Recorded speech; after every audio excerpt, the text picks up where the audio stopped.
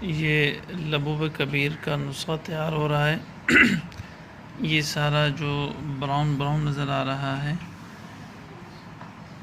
یہ سارا تقریباً 51 جڑی بوٹیوں کا جو ہے وہ یہ صفوف ہے۔ 51 جڑی بوٹیوں کو کوٹ کر اس کو مشین میں صفوف بنا ہے، اور یہ جو وائٹ یہ نظر آ رہا ہے اوپر سے،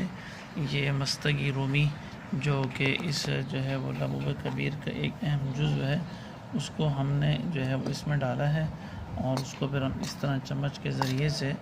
اس کو ہم اس میں مکس کر رہے ہیں۔ اور یہ دوسری طرف جو ہے وہ شہد ہم نے بالکل تیار کیا ہوا ہے، اور یہ شہد ابھی ہم اس شہد کو چولہے پر جو ہے وہ 5-10 منٹ کے لیے ہم اس کو چولہے پر رکھیں گے۔ پھر اس کے بعد ہم اس کے اندر جو ہے نا یہ سارا یہ بنایا ہوا، جس کے اندر مستگی رومی بھی ہے اور ساری چیزیں ہیں، ہم نے وہ اس میں شامل کی ہیں، اور اس کا پورا صفوف جو ہے وہ ہمارے سامنے تیار ہے۔ ابھی ہم اس کو تھوڑی دیر میں لبوب کبیر کو جو ہے وہ انشاءاللہ تیار کریں گے، اور وہ نظارہ بھی آپ کو ہم دکھائیں گے۔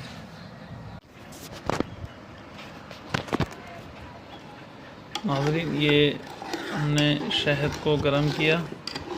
اور ایک دفعہ ابال اوپر آیا، پھر اس کے بعد ہم نے اس میں جو مستگی رومی اور 51 جڑی بوٹیوں کا جو صفوف ہم نے بنایا تھا وہ سارا ہم نے اس میں مکس کیا، اور ابھی اس کو تقریباً کوئی 5-10 منٹ تک ہم اس طرح اس کو ہلاتے رہیں گے، تقریباً 20 منٹ تک اس طرح ہلاتے رہیں گے۔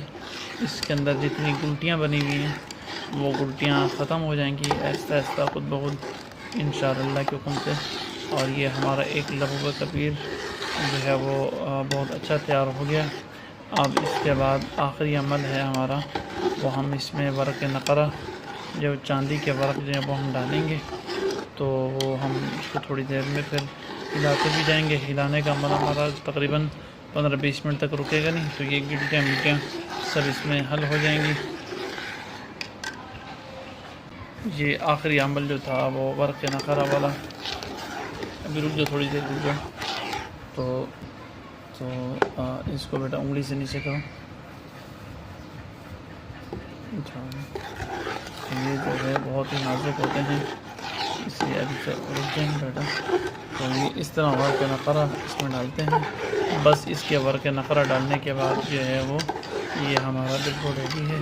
کیونکہ ورق طلا ہم اس میں پہلے ہی مکس کر چکے تھے،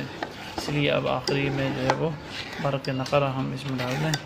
اور جو ہے وہ ہمارا اس کے بعد انشاءاللہ ہمارا یہ لبوب کبیر بالکل جو تیار ہو جائے گا انشاءاللہ۔